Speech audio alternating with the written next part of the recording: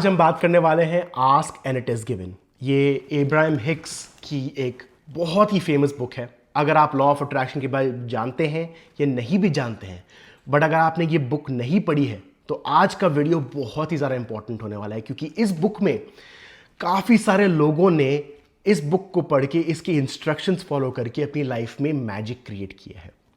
तो आज मैं इस बुक के बारे में थोड़ी बहुत समरी देना चाहूँगा कि कैसे लॉ ऑफ अट्रैक्शन काम करता है, और बहुत ही सिंपल तरीके से इन्होंने एक्सप्लेन करने की कोशिश किया है। इन्होंने ज़्यादा कॉम्प्लिकेट नहीं किया है कि कितने घंटों तक आपको मेडिटेशन करना चाहिए या विजुअलाइजेशन करना चाहिए। उन्होंने बिल्कुल एक वाइब्रेशनल और एक एनर्जी के पर्सपेक्टिव से बताया है कि कैसे इस वर्ल्ड में चीज़ें क्रिएट होती है। आपका कहाँ ध्यान देना चाहिए जब आपकी लाइफ में चीज़ें नहीं आ रही, या आपकी लाइफ में कोई चीज़ें खराब चल रही है, या अगर आपकी लाइफ में काफ़ी टाइम से आप कोई चीज़ का वेट कर रहे हो, या आप कोई चीज़ को हटाना चाहते हो आपकी लाइफ में। इस बुक में सब कुछ लिखा हुआ है। अगर मेरे से कोई ये पूछे कि अगर लॉ ऑफ अट्रैक्शन की एक बुक बताइए, जो आप एक बुक पढ़िए जो सिंपल है, ईजी टू फॉलो है और उसको फॉलो करके मैं लाइफ में चीज़ें मैनिफेस्ट कर सकता हूं, तो मैं ये बुक एडवाइस करूंगा। ये बुक बेसिक टू एडवांस सब कुछ कवर करती है।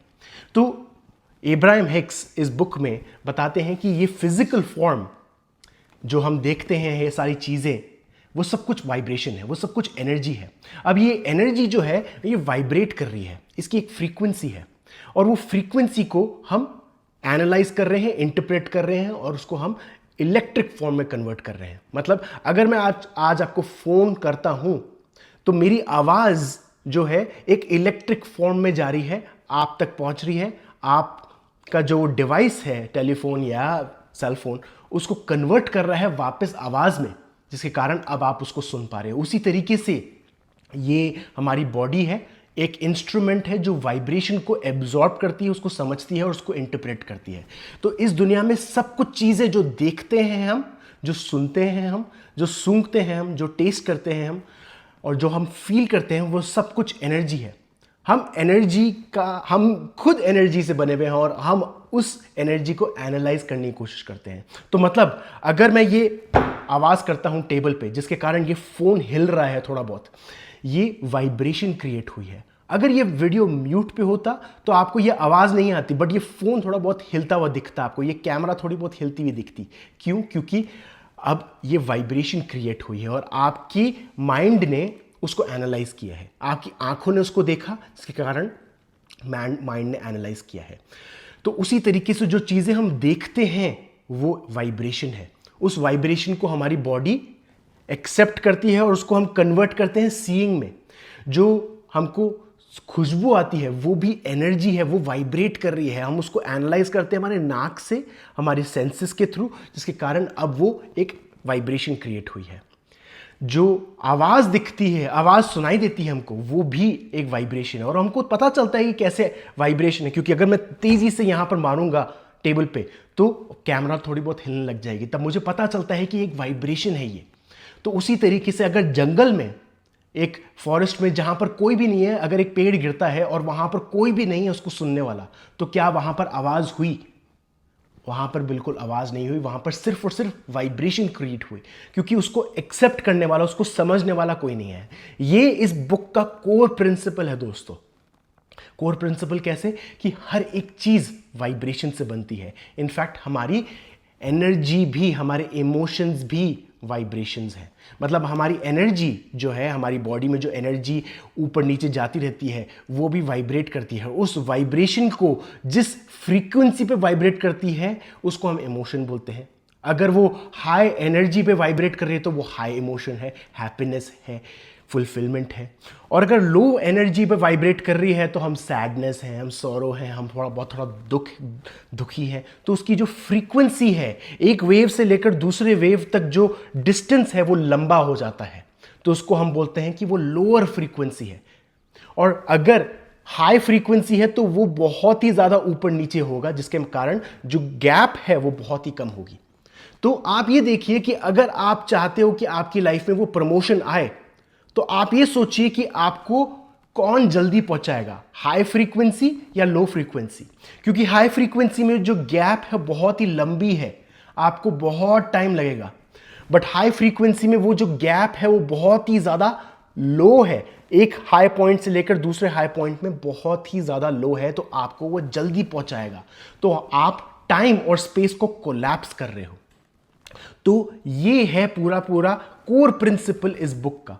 अब लॉ ऑफ अट्रैक्शन के पॉइंट ऑफ व्यू से हम हमेशा कोई ना कोई चीज़ क्रिएट करते हैं। एब्राहम हिक्स कहती है कि हम क्रिएटर्स हैं हमारी लाइफ के, हम हमेशा कुछ ना कुछ चीज़ क्रिएट करते हैं, अपनी थॉट्स से क्रिएट करते हैं। अब दिन भर मेरे दिमाग में कोई ना कोई थॉट्स आती रहती है, मेरे दिमाग में, आपके दिमाग में, हर किसके माइंड में ये थॉट्स आती रहती है। अब हम कई बार एनालाइज नहीं कर पाते, कई बार हमारा ध्यान नहीं रहता, कई बार हम अवेयर नहीं रहते कि हमारी थॉट्स कौन सी चल रही है दिन भर। हमारे इमोशंस हमको बताते हैं कि कौन सी थॉट्स चल रही है। अगर आप काम करते करते बैठे आराम से, आपको अचानक से थोड़ा बहुत दुख होता है, थोड़ा बहुत आप पेन महसूस करते हो और थोड़ा बहुत थॉट्स आपकी कहीं और जा रही है, आप ये जान सकते हो कि आप पास्ट के बारे में सोच रहे हो। शायद आप ये सोच रहे हो कि कहाँ कुछ महीने पहले या कुछ साल पहले आपके लवर ने आपको छोड़ दिया था या आपके बॉस ने आप पे चिल्लाया था। उसी तरीके से हमको वो इमोशंस हमको बताते हैं कि हमारी थॉट की क्वालिटी कैसी है। तो हमारी थॉट्स हमारे रिजल्ट्स को बताती है। तो अगर आप आज चाहते हो कि आपकी लाइफ में कोई चीज़ आए, कोई पॉजिटिव चीज़ आए, तो आपको ये समझना है कि वो पॉजिटिव चीज़ के लिए आपको उस वांटिंग स्टेट से हटना पड़ेगा। तो मैं आपको एक एग्जाम्पल के तौर पर बताता हूँ। आप आज बोलते हो कि आज मुझे एक घड़ी चाहिए, एक लग्जरी वॉच चाहिए जो $2000 की है, $3000, $5000 जो भी है, एक प्राइस की है, या एक छोटी सी चीज़ मांगते हो। आप चाहते हो कि आपकी लाइफ में 500 रुपये आए कल तक, छोटा सा अमाउंट है, और आप बोलते हो कि मेरे को वो चाहिए, मुझे वो चाहिए, मुझे वो चाहिए। अब जितनी आपकी वांटिंग होगी, जितना आपका डिज़ायर स्ट्रांग होगा, उतना ही अब वो चीज़ आपके पास आना चाहती है। जितना आपका स्ट्रांग डिजायर होगा, उतनी ही वो चीज आपके पास आना चाहती है। बट रोकता कौन है? हमारा बिलीफ सिस्टम। तो हमारा बिलीफ सिस्टम और हमारा डिजायर, ये दोनों एक लेवल पे चलते हैं। आपने देखा होगा गार्डन में बच्चे जब सीसॉ पे खेलते हैं, एक बच्चा ऊपर जाता है, दूसरा बच्चा नीचे आता है, दूसरा बच्चा ऊपर आता है, पहला बच्चा नीचे आता है। वो सीसॉ वाला जो गेम है, उसी तरीके से ये डिजायर और बिलीफ सिस्टम का काम है। अगर आपका बिलीफ सिस्टम बहुत ही ज़्यादा स्ट्रांग है, तो डिज़ायर भी, अब कोई सा भी रखो, नीचे वाला रखो या ऊपर वाला रखो, आप इजीली आपकी लाइफ में आ जाएगा। बट डिज़ायर आपका वीक रहा, तो आप चाहे जितना ही हाई डिज़ायर रखो और वो जितनी ही चाहे चीज़ आपकी लाइफ में आना चाहे, वो नहीं आ पाएगी। तो वो वॉच आप चाहते हो या वो 500 रुपये आप चाहते हो, बट आपका डिज़ायर है बहुत ही ज़्यादा स्ट्रांग, बट आपका बिलीफ सिस्टम है कि वो काम नहीं करता, लॉ ऑफ अट्रैक्शन काम नहीं करता, या मुझे वो चीज़ नहीं मिल पाएगी, मैं आज तक कोई भी चीज़ मैनिफेस्ट नहीं कर पाया हूँ, तो वो चीज़ मैनिफेस्ट नहीं हो पाएगी। तो लॉ ऑफ अट्रैक्शन में एब्राहम हिक्स कहती है कि आपको चालू करना चाहिए। इसी रीज़न से आपके बिलीफ सिस्टम को चैलेंज करने के लिए, ये सीखने के लिए कि लॉ ऑफ अट्रैक्शन काम करती है, कि आपको चालू करना चाहिए छोटी चीज़ों से जो बिलीवेबल हो। जब तक आप उन चीज़ों पे फोकस करते रहोगे जो बिलीवेबल नहीं है, तब तक वो लॉ ऑफ अट्रैक्शन काम नहीं करने वाला आपके लिए। तो अगर आप चाहते हो कि लॉ ऑफ अट्रैक्शन आपकी लाइफ में काम करे, तो आपको ये अपने आप से पूछना है, पहला चीज़, कि मैं क्या चाहता हूँ पहली अपनी लाइफ में। और मैं दूसरी चीज़ आपको ये पूछनी है कि क्या मैं बिलीव करता हूँ कि वो मेरी लाइफ में आज या कल या परसों या 1 या 2 या 3 या साल में आ जाएगा। जितना टाइम आप सोचते हो, बिलीव करते हो, लॉ ऑफ अट्रैक्शन को साइड रख के कि उतने साल में मेरी लाइफ में वो चीज़ आएगी, उतना टाइम आपको लगेगा। मतलब अगर आप ये सोचते हो कि मेरी लाइफ में वो वॉच 6 महीने में आएगी, तो 6 महीने से पहले लॉ ऑफ अट्रैक्शन उस चीज़ को आपकी लाइफ में लाने नहीं देगा। तो ये क्वेश्चन आप अपने आप से पूछिए और चालू करिए लॉ ऑफ अट्रैक्शन को प्रैक्टिस करना उन चीज़ों पे जहां पर वो चीज़ें आपके लिए ईजी है मैनिफेस्ट करना। और जब जब वो चीज़ें मैनिफेस्ट होने लग जाएगी, आपका बिलीफ सिस्टम स्ट्रांग होता हुआ जाएगा। और जैसे आपका बिलीफ सिस्टम स्ट्रांग होता हुआ जाएगा, वैसे वैसे आप चीज़ों को मैनिफेस्ट करने लग जाओगे। अब एक और चीज़ एब्राहम हिक्स कहती है कि हर एक सेक्टर या हर एक एरिया आपकी लाइफ में उसकी एक वाइब्रेशन है। मतलब मनी की एक वाइब्रेशन है आपकी लाइफ में, रिलेशनशिप की वाइब्रेशन है आपकी लाइफ में, आपकी लाइफ में हेल्थ की एक वाइब्रेशन है, हर एक चीज़ की एक वाइब्रेशन है। अब वो चाहे वो हाई वाइब्रेशन है या लो वाइब्रेशन है। आपके डिज़ायर और आपके रिजल्ट्स आपको बताते हैं कि आपकी वाइब्रेशन क्या है। अगर आपका डिज़ायर बहुत ज़्यादा स्ट्रांग है बट आपके रिजल्ट्स नहीं आ पा रहे उस चीज़ में आपकी लाइफ में, तो आप ये जान सकते हो कि आपकी वाइब्रेशन उस एरिया को लेकर थोड़ी बहुत लो है। तो एब्राहिम हिक्स ये कहती है कि उसको फोकस ना करिए अपनी लाइफ में। ये देखिए कि 10 चीज़ों में से अगर 8 चीज़ें आपकी लाइफ में अच्छी चल रही है, उन पे फोकस करिए। क्योंकि जब भी कभी हम वो पॉजिटिव वाइब्रेशन पे फोकस करते हैं, वो चीज़ें ऑटोमेटिकली अब दूसरी वो 2 चीज़ें जो हमारी लाइफ में अच्छी नहीं चल रही, उस पर इम्पैक्ट डालने लग जाती है। तो आपका काम यह है कि उस पर फोकस करिए जो चीज़ें आपकी लाइफ में काम कर रही है। इस तरीके से ग्रैटिट्यूड काम करता है। तो ग्रैटिट्यूड प्रैक्टिस वो बहुत ही ज़्यादा इंपॉर्टेंट है। ये है सेकंड इंपॉर्टेंट मैसेज इस बुक का।